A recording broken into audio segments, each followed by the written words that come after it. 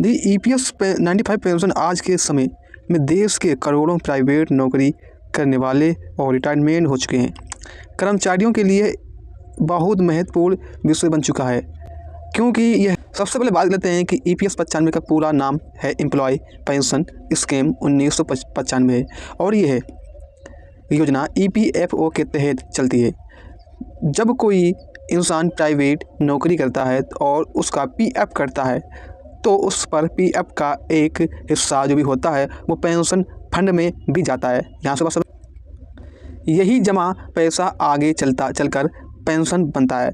अभी सबसे बड़ी चर्चा इस बात को लेकर चल रही है कि न्यूनतम पेंशन EPS 95 पेंशन में जो अभी 1000 रुपये कितनी है, 1000 रुपये है, यहाँ पर देख सकते हैं। लेकिन महीने 1000 रुपये महीने के हैं, कितने हैं, 1000 रुपये महीने के हैं, क्योंकि इसे बढ़ाकर 7500 कितना 7500 रुपये जो भी है वो किया जाएगा। कितना किया जाए, 7500 रुपया किया जाएगा, क्योंकि आज के समय में 1000 रुपये कितना 1000 रुपये से दवाई और राशन भी ठीक से नहीं आता है। समझे मेरी बात। इसीलिए देश के पेंशनर संगठन लंबे समय से मांग कर रहे हैं कि न्यूनतम पेंशन बढ़ाई जाए। हाल ही में संसद में भी यह सवाल उठाया गया कि क्या सरकार EPS 95 पेंशन को 1000 से बढ़ाकर 7500 करने जा रही है। इस पर सरकार की तरफ से जवाब दिया गया है कि अभी ऐसा कोई अंतिम फैसला या लागू आदेश जारी नहीं हुआ है, यानी अभी तक आप लोगों को पेंशन 1000 रुपये न्यूनतम भी चल रही है और बढ़ोतरी पर भी विचार की बात तो है, लेकिन पक्का नियम लागू नहीं हुआ है। इसे ऐसे समझो जैसे कि कोई मांग चल रही है लेकिन अभी मोहर नहीं लगी है। बहुत से लोग सोशल मीडिया या और व्हाट्सएप पर यह मैसेज भी फैला रहे हैं कि पेंशन बढ़ गई है, लेकिन सच में यह अभी नहीं बढ़ पाई है। EPFO या सरकार की तरफ से लिखित आदेश ना आए तब तक किसी भी खबर को पक्का नहीं मानना चाहिए, क्योंकि जब तक, देखिए यहाँ से बात समझना आपको, जब तक EPFO या सरकारी की तरफ से लिखित आदेश ना आए तब तक किसी भी खबर को पक्का नहीं मानना चाहिए। EPS 95 पेंशन कैसे बनती है, इसे भी आसान भाषा में समझ लो। जैसे मान लो कोई भी इंसान 20 साल किसी कंपनी में काम करता है और उसका PF क्या होता है, ये PF यही होता है मेन मुद्दा, PF करता है ना, तो हर महीने उसके वेतन को एक हिस्सा पेंशन फंड में जाता है। कितना जाता है, उसका वेतन होता है, मतलब आपका जो भी पैसा होता है, वेतन होता है, एक हिस्सा पेंशन फंड में जाता है, ठीक है। और रिटायरमेंट के बाद मतलब महीने की पेंशन तय होती है। यह पेंशन उसकी औसत सैलरी और कुल नौकरी के साल पर निर्भर करती है।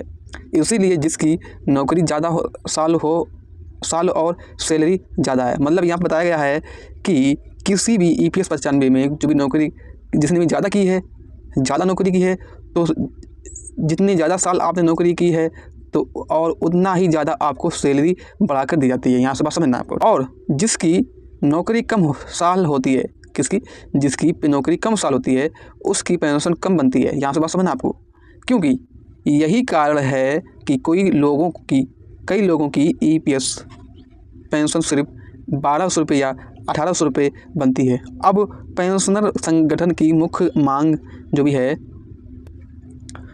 वो तीन बातें हैं। पहली, न्यूनतम पेंशन 7500 रुपये हो जाए, और दूसरी पेंशन पर महंगाई भत्ता भी मिले ताकि महंगाई बढ़ने पर पेंशन भी बढ़ सके, और तीसरी, बुजुर्गों की पेंशनरों को मेडिकल सुविधा मिले, क्योंकि बुढ़ापे में दवाई का खर्चा सबसे ज़्यादा होता है।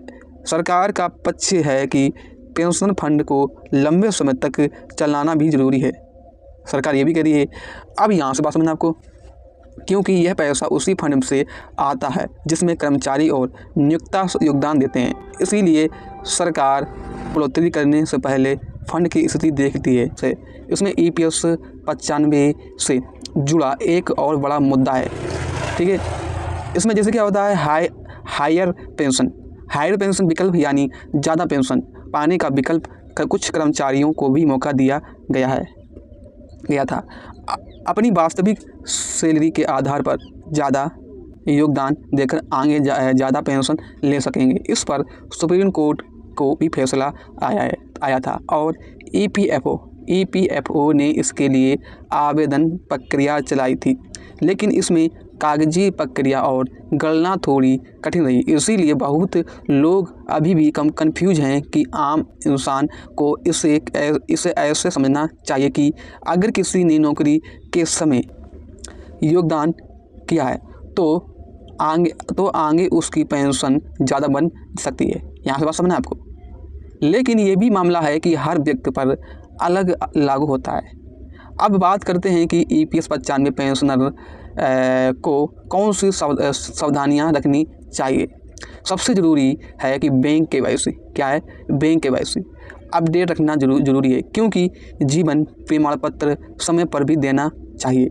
आप लोग हमेशा जीवन प्रमाण पत्र हमेशा देना चाहिए और इसके साथ ही बैंक खाता चालू रखना चाहिए, क्योंकि बहुत बार पेंशन इसीलिए रुक सकती है इसके साथ ही, क्योंकि ऐसा होता है रिकॉर्ड अपडेट नहीं होता है। तो ऐसे में जीवन प्रमाण पत्र जो भी होता है वो जीवन प्रमाण पत्र का मतलब ये है कि हर साल यह जो भी आपका जीवन प्रमाण पत्र होता है, इसका असली मतलब क्या होता है? इसका असली मतलब ये होता है कि हर साल ये साबित करना है कि पेंशन लेने वाला व्यक्ति जो भी है वो जिंदा है या फिर पहले से इस दुनिया से चला गया है।